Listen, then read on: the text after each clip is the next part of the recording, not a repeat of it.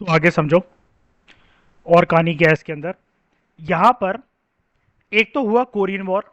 जैसा कि मैंने बताया, कोरिया डिवाइड हो गया नॉर्थ कोरिया के बीच में और साउथ कोरिया के अंदर। नॉर्थ कोरिया को जो सपोर्ट कर रहा था, जो पावर सपोर्ट करती थी नॉर्थ कोरिया को, डेट वॉज कौन है समक्ष? हाँ, यूएसएसआर। और साउथ कोरिया यूएसए। हाँ, उसके बाद बर्लिन वॉर। बर्लिन वॉर जो हुआ, इसी की वॉर की वजह से ईस्ट जर्मनी और वेस्ट जर्मनी के बीच में डिफरेंसेस आते हैं। ये फाइनली जाकर खत्म होता है जब मैंने आपको बताया 1990s के एरा के अंदर, जब लोगों ने दीवार तोड़ दी, बर्लिन वॉर वाली जो दीवार बनी। तो ये जर्मनी का बेसिकली डिवीजन का वॉर था। 1958 से लेकर 1962 तक चलता है। और फिर कॉन्गो वॉर जो कि अर्ली 1960s में हुआ, और बहुत सारी जगह पर और भी वॉर्स थे। तो आगे बढ़ने से पहले, किसका? जर्मनी पे अभी मैंने बताया ना, दो साइड था इन्फ्लुएंस। अभी ईस्ट जर्मनी की साइड पर यूएसएसआर का इन्फ्लुएंस और वेस्ट साइड पर यूएसए का इन्फ्लुएंस, किसी एक पे नहीं था। ठीक है, दो डिवीजन शुरू से ही रही है। उसके बाद ये जो क्राइसिस है ना, ये डीप डाउन होते चले गए, क्योंकि यहां पर ना कोई भी जो पार्टीज थी, चाहे वो यूएसए हो, चाहे वो यूएसएसआर हो, या फिर उनके सपोर्टिंग जो एली हो, they were not willing to back down. वापस पीछे जाने के लिए तैयार नहीं थे वो, कैसे भी करके। ठीक है, क्योंकि उनको ये लगता था कि अगर वो पीछे गए तो उनकी पावर जो है वो कमजोर होगी, है ना। तो जब हम लोग बात करते हैं एरन ऑफ कोल्ड वॉर की, तो ध्यान से देखना, वो एक आपको स्टेटमेंट बता रहा है कि एरन ऑफ कोल्ड वॉर का मतलब क्या होता है। When we talk about era of cold war, हम लोग बेसिकली उन एरियाज को रेफर करते हैं जहां पर क्राइसिस हुए थे, जहां पर वॉर हुआ था, या फिर थ्रेटनिंग सिचुएशन कोई पैदा हुई थी दो अलायंस सिस्टम के बीच में। ध्यान से सुनना, दो अलायंस सिस्टम के बीच में। यहां पर कौन सी अलायंसेस की बात हो रही है समक्षल कशिश? विच अलायंसेस? कौन सी अलायंसेस कशिश? बताओ।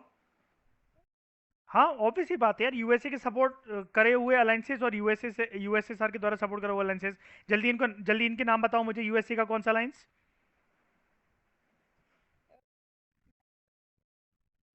नेटो, सीएटो, सेंटो, और ये वाला वॉर्सो पैक्ट। खबरदार अगर इसमें सोचना पड़ा अगर आपको, अब इतने बार बताने के बाद।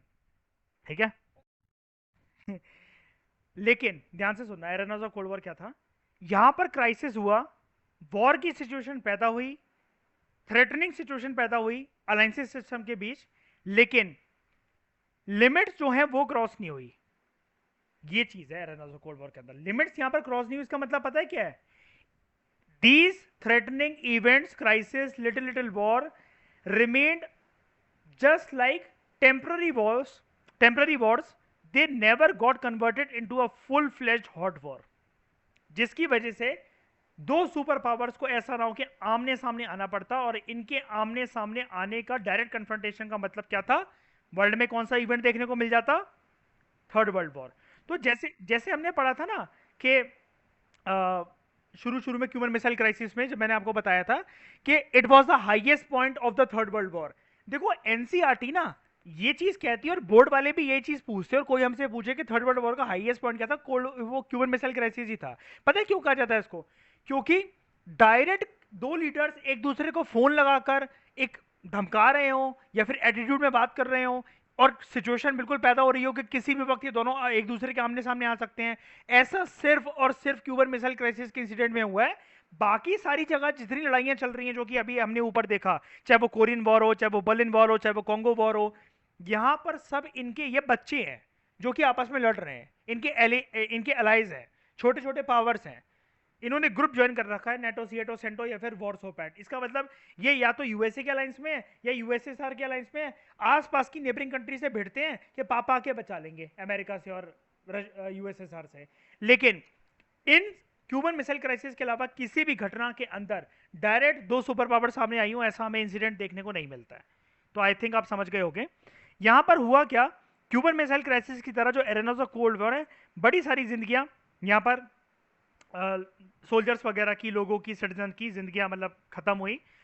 और यहां पर जो एरेनास थे वो और कौन कौन से रीजन तक फैला, जैसे कोरिया, वियतनाम, वियतनाम वॉर भी बहुत फेमस है। अफगानिस्तान, अफगानिस्तान वॉर के बारे में मैं आपको सेकंड चैप्टर में बताऊंगा। यूएसएसआर ने इन्वेड करा था अफगानिस्तान को, और आज के टाइम में जो तालिबान का कब्जा वहां पर हो गया है ना, इसके पीछे कहीं ना कहीं यूएसएसआर का इन्वेजन का एक एंगल भी है। ये मैं आपको सेकंड चैप्टर में समझाऊंगा। करेंटली तालिबान के ऊपर कब्जा, तालिबान का कब्जा हो गया ना अफगानिस्तान के ऊपर, ये पता होगा, है ना, यहाँ पर, ठीक है। लेकिन एरेनास ऑफ कोल्ड वॉर के अंदर एक चीज ये था, एक अच्छी बात ये थी कि दुनिया जो थी, at least world got spared from a nuclear war and global hostilities नहीं हुई। दुनिया में हाई लेवल की तबाही नहीं हुई, ठीक है।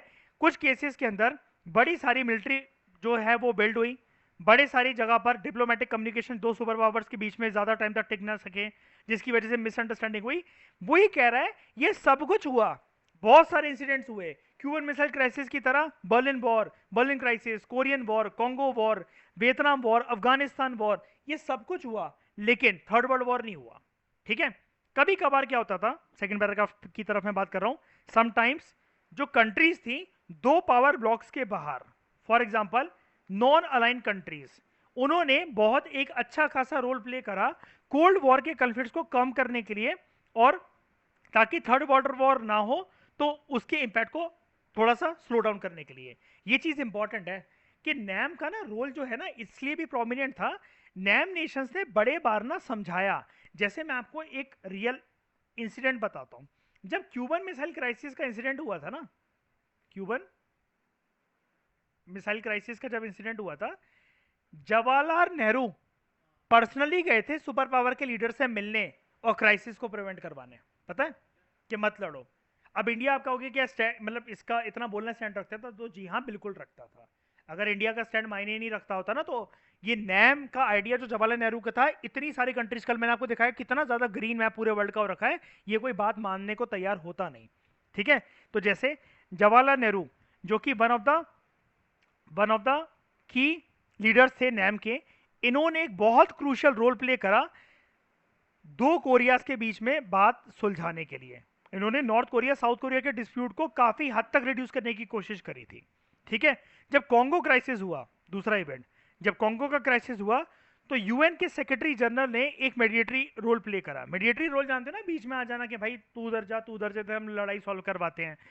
तो यहां पर एक क्या था, बाय एंड लार्ज ये सुपर पावर के पार्ट पर एक तरीके से रियलाइजेशन थी कि युद्ध कैसे भी कभी भी किसी भी परिस्थिति में लड़ना बेवकूफी है, और it should be avoided at all cost, क्योंकि इनको एक तरीके से रिस्ट्रेन एक्सरसाइज करना चाहिए। रिस्ट्रेन का मतलब होता है कशिश और समक्ष एक हाथ का डिस्टेंस, के भाई दूर रहो, अगर मेरी किसी से नहीं पड़ रही तो मैं उससे एक हाथ डिस्टेंस दूर, एक हाथ दूर होकर रहूंगा, ताकि मैं एक responsible international actor, super power की तरह, इंटरनेशनल एक्टर यहां पर मतलब है कि सुपर पावर का, सुपर कंट्री को मैं कह रहा हूं इंटरनेशनल एक्टर, एक रिस्पॉन्सिबल कंट्री की तरह बिहेव कर सके इंटरनेशनल अफेयर्स के अंदर, इनको इमेच्योरिटी नहीं दिखानी चाहिए बीइंग सुपर पावर।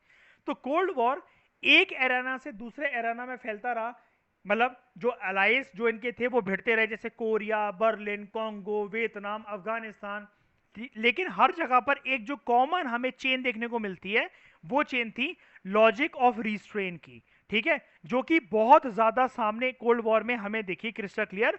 और दोनों सुपर पावर्स का मुझे कोई बता सकता है कि वो लोग आपस में आमने सामने क्यों नहीं लड़े कभी भी? क्या अंडरस्टैंडिंग थी कि वॉर लड़ना बेवकूफी है? वर्ल्ड वॉर तो हो जाएगी, हाँ, लेकिन क्या कहते हैं उसको, आईआर की लैंग्वेज में क्या कहोगे उसे? Logic of deterrence, logic of deterrence बताया था ना मैंने। हाँ, अब कशिश ने बहुत अच्छा सवाल पूछा है कि लॉजिक ऑफ डिटरेंस के अंदर लॉजिक ऑफ रिस्ट्रेंट के अंदर फर्क क्या होता है। कशिश यही साइकोलॉजी के साथ एग्जामिनर खेलेगा, बोथ आर सेम। डिटरेंस का मतलब क्या, दूर रहो, रिस्ट्रेंट का मतलब क्या, दूर रहो। अंग्रेजी के बस हैवी हैवी शब्द है जो उधर से उधर घुमा घुमा के घूम रहे हैं बस, और कुछ नहीं है।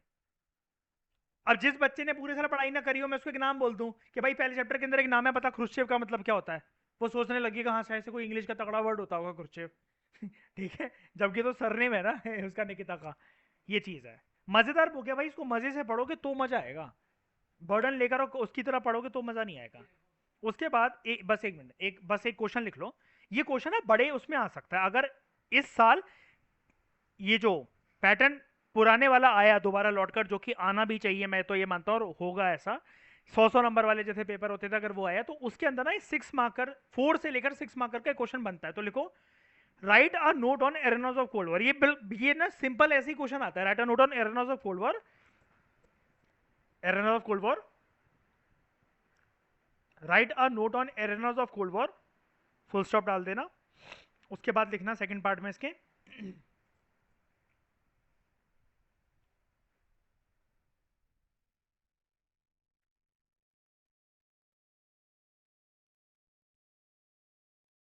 despite various despite various small crises, despite various small crises,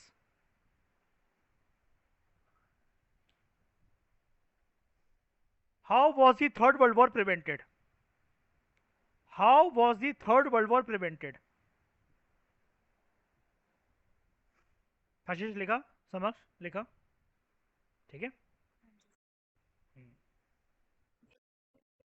यार ये जो बगल में लिखा हुआ है, अभी इसके बारे में आपको बताता हूँ, ये डेट्स याद करनी है कि नहीं करनी है, एक बारी बस यहाँ पर ये देख लेते हैं। अच्छा, अब जो एरेना ऑफ कोल्ड वॉर है ना, यहाँ पर ये वाला जो पैराग्राफ है इसका, ये कंक्लूजन है समक्ष। हाउएवर जो लिखा हुआ है ना, पेज नंबर कौन सा है, पेज नंबर 8 के ऊपर जो हाउएवर वाला पैराग्राफ है, ये कंक्लूजन है इसका।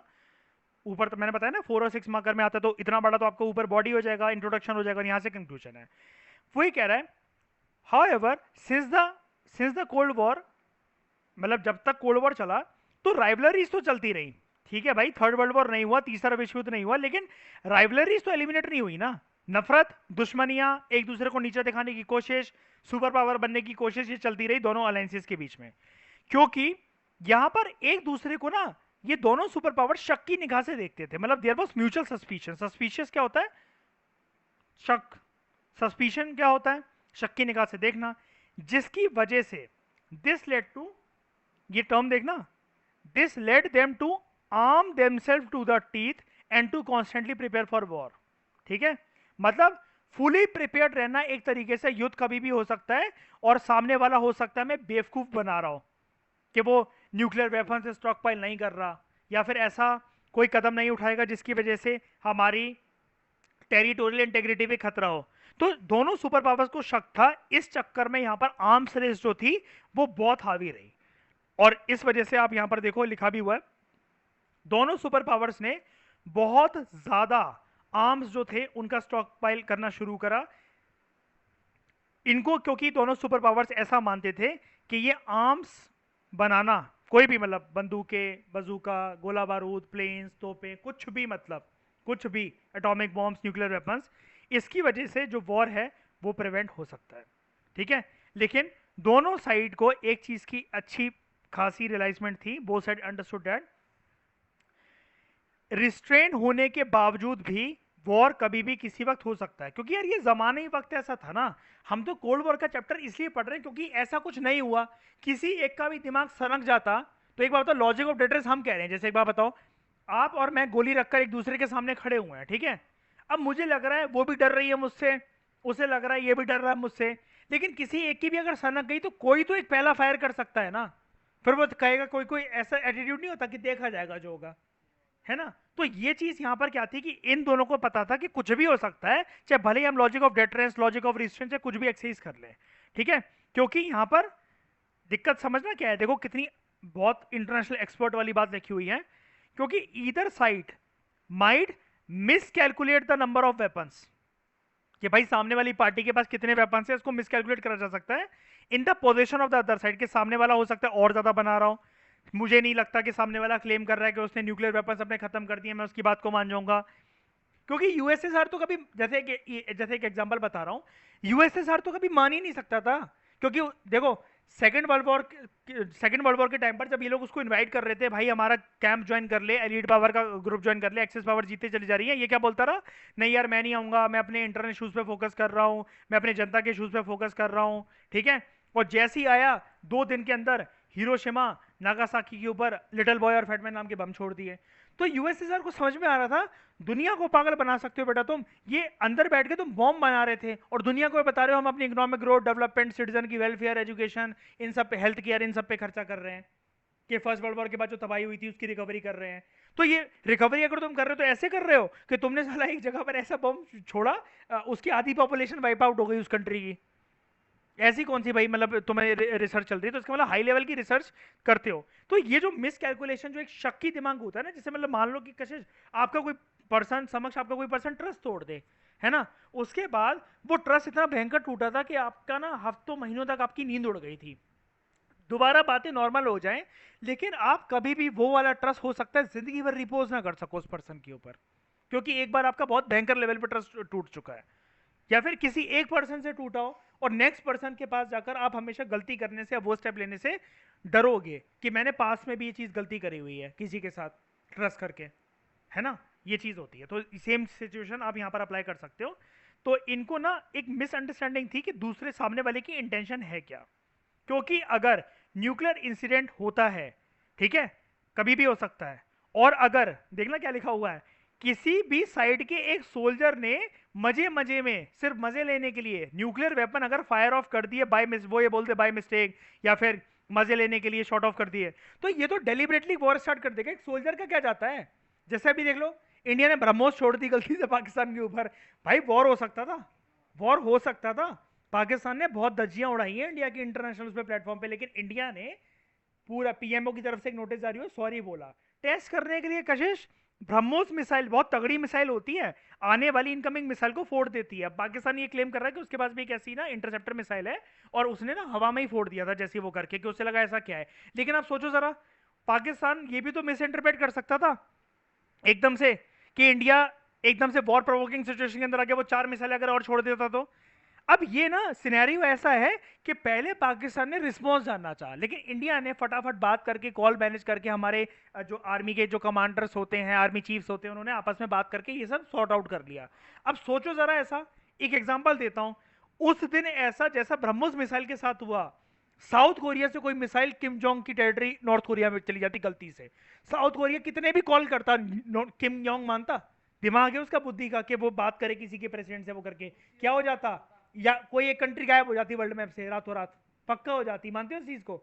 यहां पर यही चीज होती है कि जब भी दो कंट्रीज के बीच में युद्ध होता है ना, तो इंटरनेशनल रिलेशंस ये कहते हैं भाई logic of deterrence, logic of restraint काम आता है, लेकिन एक हद तक आता है। अब लॉजिक ऑफ डिटरेंस भी एक तरीके का डर ही है ना, कि भाई मैं मानकर चल रहा हूं, चल ठीक है यार मैं अटैक नहीं करूंगा, ठीक है, बंदूक नीचे कर लो अपनी, जैसे पुलिस वाले नहीं कहते, आपने पिक्चर देखी होगी, बंदूक नीचे कर लो, हम तुम्हें शूट नहीं करेंगे। उसको फिर भी डर लगता रहता है कि भाई शूट कर दिया तो, है ना।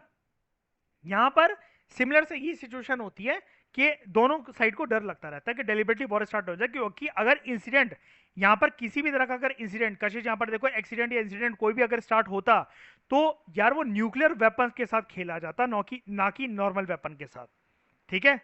और जिसकी वजह से अल्टीमेटली भुगतता कौन, सफर किसको करना पड़ता, सिटीजन्स को, क्योंकि लीडर्स का तो किसी वॉर में कुछ जाता नहीं है, सब कुछ सिटीजन्स का बिगड़ता।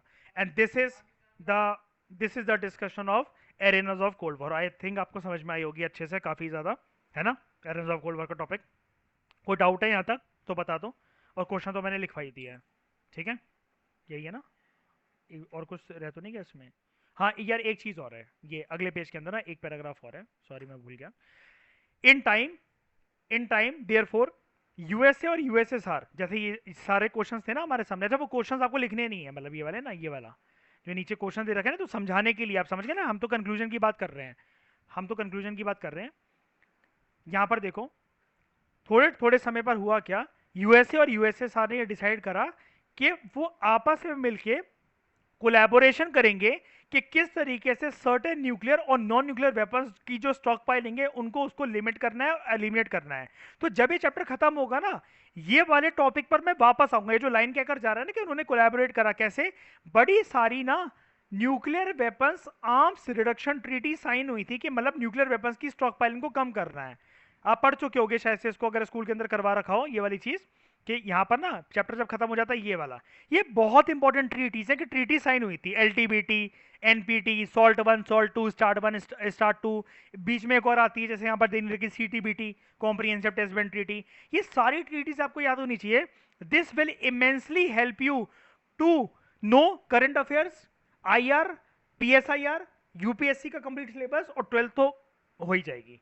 ये बहुत इंपॉर्टेंट चीज है, क्योंकि ये ना सिर्फ ट्रीटीज उस जमाने की नहीं, आज भी ना दोनों टाइम टू टाइम ना दोनों सुपर पावर्स, ये जो रशिया है या यूएसए है, या फिर मैं ऐसा कहूं, जैसे आपने थोड़े टाइम बाद जब मेरे साथ आगे बढ़ोगे तो आपको ये पता लगेगा, यूएन में ना 5 परमानेंट मेंबर्स होते हैं, सबके पास न्यूक्लियर वेपन है, तो उनको धीरे धीरे कर कर ना वो ट्रीटी साइन, इन ट्रीटीज में लिखा हुआ है धीरे धीरे कर कर वर्ल्ड से न्यूक्लियर वेपन्स जो है उनको हटाना है। क्यों? क्योंकि यार अब ना बात लड़ाई की नहीं रह गई है, अगर कोई भी मिस हो गई, वही वाली बात है, खुद तो डूबेगा, वो आसपास की कंट्रीज को ले डूबेगा, सफर अल्टीमेटली सिटीजंस करेंगे।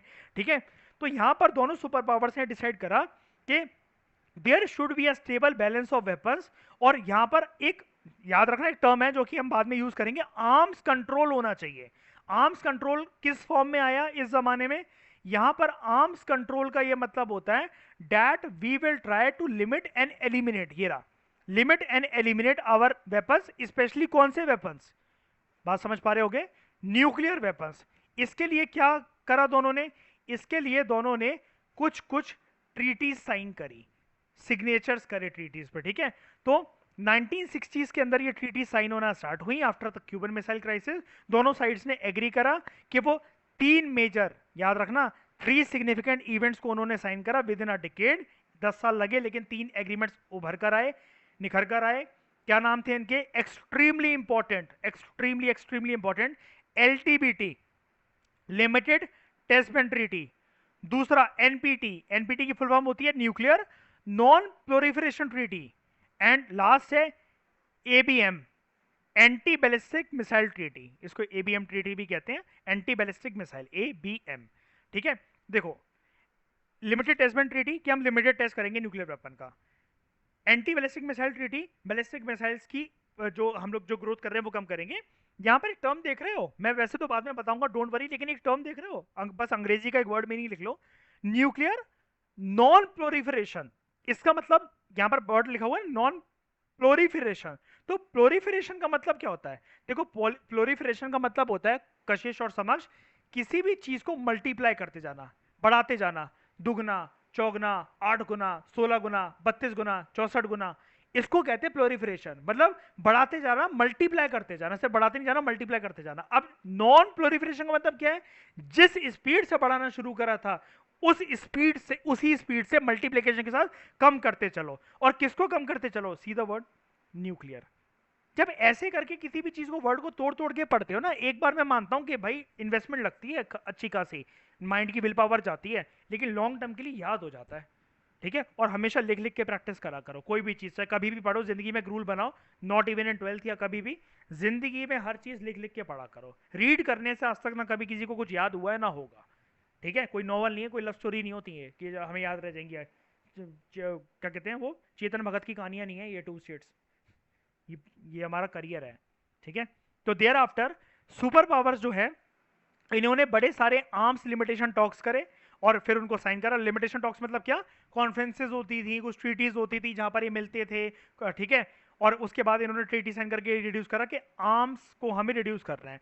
और इसी को कहते हैं, इसी को कहते हैं, ये वाले इवेंट को जब हमसे कोई पूछता है ना कि आर्म्स रेस क्या है, और आर्म्स रेस को आर्म्स रेस को रिड्यूस करने के लिए, खत्म करने के लिए, एलिमिनेट करने के लिए दोनों सुपर पावर्स ने कोल्ड वॉर के टाइम पर क्या कदम उठाए, तो आपको पहले आर्म्स रेस को डिफाइन कर देते हो कि दोनों सुपर पावर्स में एक शक था जिसकी वजह से वो स्टॉक फाइलिंग करते जा रहे थे, न्यूक्लियर वेपन्स वगैरह की मल्टीप्लाई करते जा रहे थे, वो प्रोलिफरेट करते जा रहे थे। फिर आप लिखोगे दोनों ने कदम लिया जब उनको रियलाइजमेंट हुई कि न्यूक्लियर वॉर के अंदर कोई भी विनर नहीं होता, कोई भी एक मिस हैपनिंग या मिस कैलकुलेशन अगर हो गई तो उसकी वजह से सब लोगों को, ह्यूमैनिटी को एक मतलब पूरी की पूरी ह्यूमैनिटी खत्म हो सकती है। जैसे आप ना इंग्लिश के अंदर मेरे साथ एक चैप्टर पढ़ोगे, एक पोयम है a thing of beauty, John Keats की वो पोयम है, तो वो भी ये कहता है कि वर्ल्ड की पावर्स ना वेपन्स बनाने में लगी हुई है, न्यूक्लियर वेपन्स बनाने में लगी हुई है, जबकि उनको रियलाइजमेंट नहीं है कि एक मिस हैपनिंग इस पूरे ग्लोब को तबाह कर सकता है in the blink of ice, एक पलक झपकाओगे और बूम। ठीक है, तो यहां पर आर्म्स रेस को खत्म करने के लिए इन लोगों ने क्या करा? ट्रीटीज साइन करी। फिर आप ट्रीटीज की एक्सप्लेनेशन लिख कर जाना, SALT 1, SALT 2, START 1, START 2, LTBT, NPT, ABM treaty, और इन सबके जो गोल्स हैं वो तो मैं आपको लिखवा ही दूंगा, कोई टेंशन वाली बात नहीं है। ठीक है, तो इस डिस्कशन में फिलहाल इतना ही। Thank you very much for discussion.